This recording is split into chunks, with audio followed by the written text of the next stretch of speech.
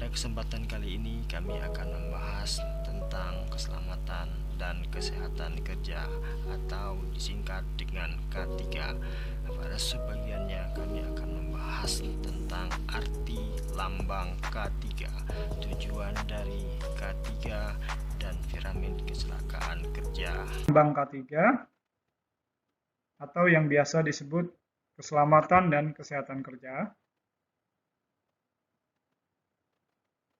Seperti gambar pada layar berikut, yaitu bentuk lambang dari K3 adalah roda bergerigi atau berupa palang berwarna hijau yang dikelilingi oleh roda dengan gerigi 11 dengan background dasar warna putih, memiliki makna atau arti. Kita mulai dari tanda palang, mengartikan bebas dari kecelakaan dan penyakit akibat kerja atau yang disebut atau disingkat dengan PAK. Lalu arti makna roda bergerigi atau roda gigi ini adalah memiliki makna bekerja dengan kesegaran jasmani dan rohani. Kemudian apa arti makna warna putih pada background lambang K3 ini? Mengartikan bersih dan suci. Sedangkan arti makna warna hijau pada lambang roda bergerigi 11 dan palang warna hijau mengartikan selamat, sehat, dan sejahtera. Lalu arti makna 11 gerigi pada roda mengartikan 11 bab dalam Undang-Undang Nomor 1 Tahun 1970 tentang keselamatan kerja. Assalamualaikum warahmatullahi wabarakatuh. Ketemu lagi sama saya, Deidawati Aksari. Di sini saya akan menjelaskan tentang tujuan keselamatan dan kesehatan kerja. Sebelumnya saya akan membahas dulu apa itu pengertian K3. Nah, keselamatan dan kesehatan kerja ini ada dua sesi, segi fisiologi dan segi keilmuan. Nah, kalau dari segi filosofi, ini adalah suatu pemikiran dan upaya untuk menjamin keutuhan dan kesempurnaan baik jasmani maupun rohani, tenaga kerja pada khususnya, dan manusia pada umumnya. Nah, dari segi keilmuan, apa itu K3? Nah, kalau K3 dari segi keilmuan, itu adalah ilmu pengetahuan dan harapan dalam usaha mencegah kemungkinan terjadinya kecelakaan dan akibat kerja. Penerapan K3 memiliki tujuan dalam pelaksanaannya itu sudah tercantum dalam Undang-Undang Nomor 1 Tahun 1970 tentang K3. Jadi seluruh perusahaan itu harus menerapkan K3.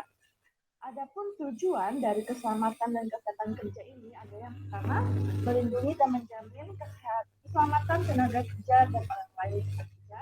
Yang kedua, menjamin setiap sumber produksi dapat digunakan secara aman, dan yang ketiga, meningkatkan kesejahteraan dan produktivitas nasional. Nah, keselamatan K3 dalam perusahaan ini sangat bermanfaat bagi siapa? Bagi para pekerja, perusahaan, dan lingkungan masyarakat. Nah, bagi pekerja, K3 ini bertujuan untuk melindungi mereka dari bahaya yang akan terjadi selama proses bekerja dan juga efek dari kesehatan dalam jangka panjang. Nah, bagi perusahaan, K3 ini bertujuan untuk mencegah kerugian yang ditimbulkan oleh kecelakaan kerja yang dapat menghambat produksi dan produktivitas kerja.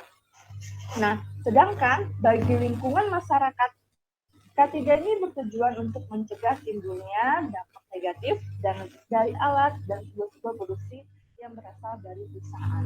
Maka dari itu, setiap perusahaan itu harus menerapkan K3. Tujuannya apa?